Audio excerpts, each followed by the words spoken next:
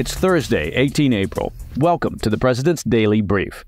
I'm Mike Baker, your eyes and ears on the world stage. Let's get briefed. It looks like Israel has reached a decision on a potential retaliatory action following Iran's drone and missile attack on Saturday night. And as if the situation isn't complex enough already, a recent poll of Israelis indicates a split in public opinion on whether or not to retaliate. We're bringing you the latest updates. Later in the show, with much of the focus on the Middle East, we shift our lens to Eastern Europe, where Russia's grinding offensive in Ukraine presses on. We'll provide a summary of the current battlefield realities, who's advancing, whether front lines have shifted, and any signs of Russian progression. Plus, we'll have the details of the impeachment trial of DHS Secretary Alejandro Mayorkas, which kicked off in the U.S. Senate on Wednesday. There's nothing like a good old-fashioned impeachment to fire up the folks on Capitol Hill. In today's Back of the Brief, parts of Dubai are underwater today after the city experienced an unprecedented rain bomb this week. While the emirate claims the downpours are an act of God, some suspect the massive storm may have something to do with the practice of cloud seeding. God, meanwhile, was not available for comment. But first, today's PDB Spotlight. As world leaders continue their efforts to convince Israel to show restraint in responding to Iran's drone and missile attack, it appears that the Jewish state has already made its decision. After meetings with Israeli Prime Minister Netanyahu and President Isaac Herzog, British Foreign Minister David Cameron told reporters that it's apparent to him that Israel will retaliate. Cameron said to reporters, quote, "It's clear the Israelis are making a decision to act.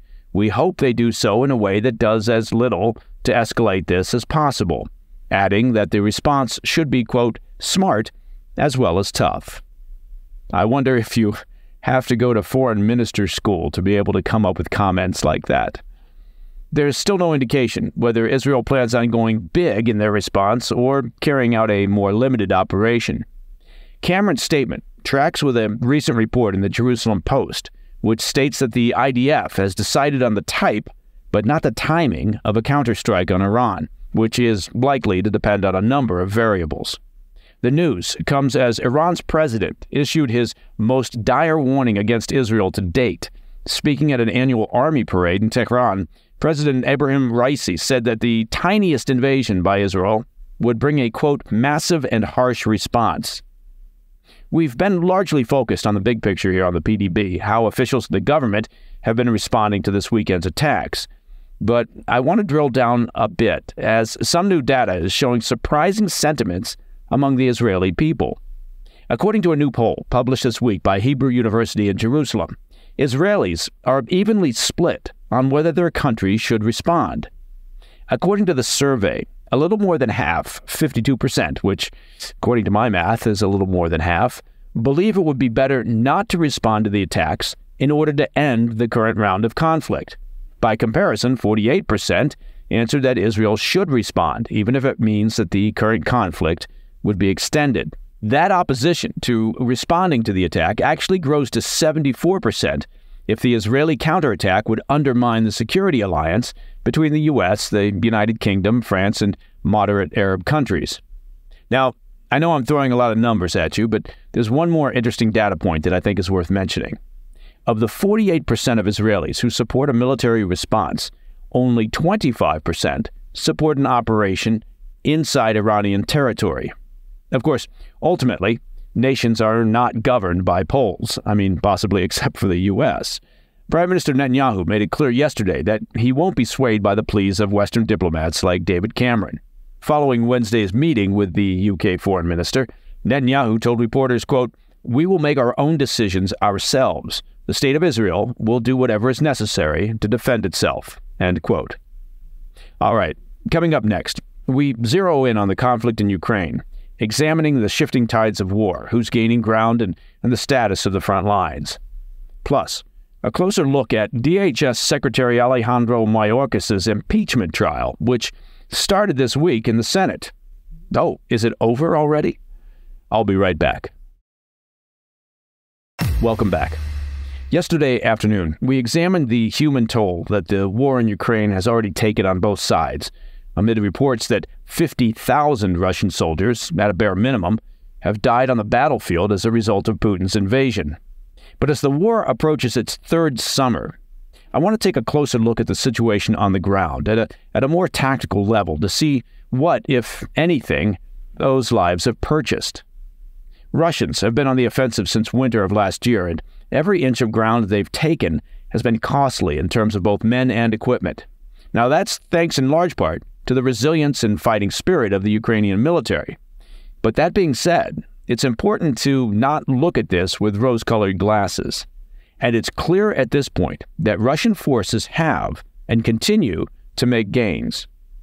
Those gains have primarily come in Ukraine's Donbas region, the country's easternmost provinces, which are largely in Russian control at this point.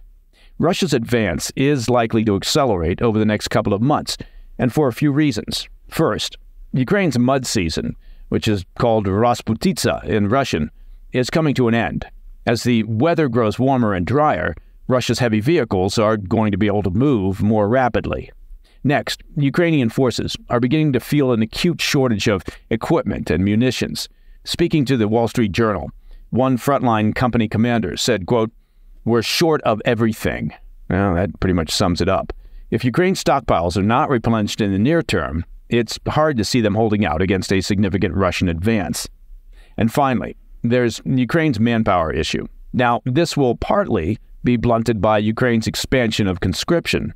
As we noted yesterday, President Zelensky just signed a law which lowered the draft age from 27 to 25. However, throwing raw recruits onto the battlefield is only going to go so far, as the veteran troops are already spread thin across a front line that stretches over 600 miles. So in short, the outlook for Ukraine is, speaking diplomatically, not positive. That sentiment was echoed by Ukraine's new commander-in-chief, General Alexander Syrsky, who gave a frank assessment last week, stating that the situation on the country's eastern front has deteriorated significantly in recent days. He and President Zelensky seem to be of the same mind on this. When asked if he believed his country could survive without further aid, Zelensky replied, quote, "I can tell you frankly, without this support, we will have no chance of winning," end quote. Now, it's not clear to me if the members of the U.S. Congress who have been busy blocking further aid to Ukraine understand the gravity of the situation. I suspect they don't, and I frankly don't believe that they have the experience to understand Putin's long-term intentions and ambitions. Or maybe those representatives live in an imagined world where you can just draw the curtains around the U.S. and believe that international crises and conflict won't seriously impact and damage U.S. national and economic security interests. Look, I get the fiscal arguments, meaning we should be working to reduce government debt. Now, as an aside, how about shrinking the government? That could put a sizable dent in spending. And we should be very clear on how money to Ukraine, Israel, and other nations is spent and accounted for. And we should also definitely ensure that a proper budget is allocated to secure the U.S. border. But none of those things preclude supporting allies who are faced with existential threats. If the bomb throwers in Congress who threaten the House Speaker every time he mutters Ukraine aid are okay with Putin winning, then they should just come out and say so, because that's what their actions are leading to. I mean, at least acknowledge that you understand the realities on the ground.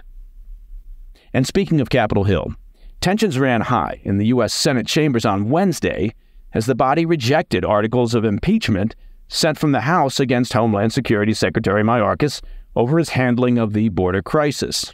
While there was never a high likelihood, or let's be real, there was never a likelihood that the Democrat-dominated Senate would vote to formalize the impeachment, the tactics of Senate Majority Leader Chuck Schumer left Republican lawmakers steaming. A formal hearing in the Senate was set to begin on Wednesday. However, Schumer moved to skip an impeachment trial altogether, instead holding 2 full chamber votes to dismiss the articles and end the proceedings, according to the New York Times. Republican Minority Leader Mitch McConnell slammed the maneuvering, saying, quote, "I wish I'd thought of that." No, okay, that was the wrong quote. What did he say? He said, quote, "Tabling articles of impeachment would be unprecedented in the history of the Senate. It's as simple as that," end quote.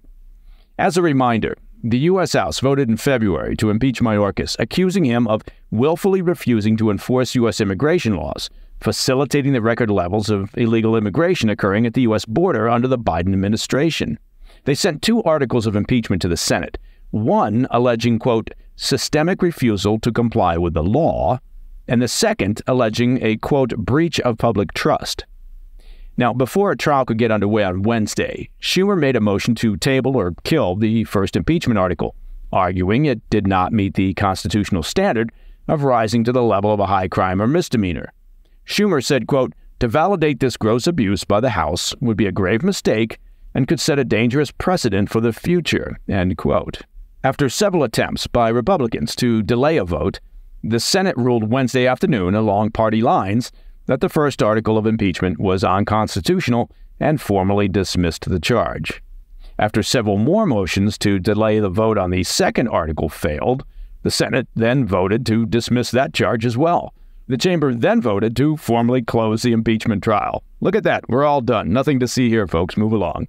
Democrats in both chambers have long criticized the Republican-driven impeachment efforts as petty political theater. And if anybody knows petty political theater when they smell it, it's the Democrats. Republicans have countered that it was their only choice, given Mayorkas' negligent handling of the border crisis and refusal to comply with federal immigration laws. Under the Biden administration, at least 7.2 million, and that's a conservative estimate, 7.2 million illegal immigrants have crossed into the U.S. through the southern border, and that's more than the combined population of 36 states. And that doesn't include upward of an estimated 2 million or so who snuck across without encountering law enforcement, referred to as known gotaways. And so, with both charges dismissed in the Senate, it does appear that the saga of the Mayorkas impeachment has now been formally put to bed. As I've said in the past, Washington, D.C. is where all investigations and special committees go to die.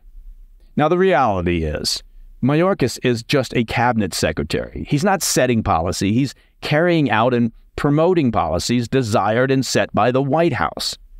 While it's easy enough to argue that Mayorkas, yes, he's presided over the border crisis that has serious national and public security consequences, removing him doesn't solve the problem. Although it would be refreshing in D.C. to see someone, anyone, held responsible for something at some point. All right. Coming up in today's Back of the Brief, Dubai grapples with flooding from an intense rain bomb. While officials attribute the event to natural causes, questions are now being asked about the role of cloud seeding. I'll be right back. In today's Back of the Brief, chaos erupted this week in the United Arab Emirates as the country faced a historic deluge that turned Dubai's streets into rivers in a matter of hours. The scene was somewhat apocalyptic, with the city consumed by a pitch-dark cloud before nearly 4 inches of rain fell over the course of just 12 hours on Tuesday. It poured into homes, flooded the airport, shutting down all flights, and forced motorists to abandon their cars on the roads as water levels rapidly rose. By Wednesday, officials said that some parts of the country saw as much as 10 inches of rainfall across 24 hours. It was the heaviest rainfall seen in the UAE in at least 75 years. In fact, such a storm has not been seen in the country since they began keeping records in 1949. That was a good year to start keeping records, according to a report from CNN. The unprecedented nature of the rainfall has fueled speculation that the deluge was self-inflicted, albeit by accident. The claims stem from the fact that the UAE does engage in extensive cloud seeding operations to enhance rainfall and obviously avoid droughts in the arid environment. A review of flight tracking data by the Associated Press found that at least one aircraft linked to the cloud seeding program was flying around the country on Sunday. An official at the UAE's National Center for Meteorology subsequently confirmed that the operations were active on Sunday and Monday ahead of the torrential rainfall. Well, not to rain on the cloud seeding proponents' parade. You see what I did there. But experts were quick to push back on the speculation, noting that cloud seeding can only increase seasonal rainfall by 10 to 30% at most.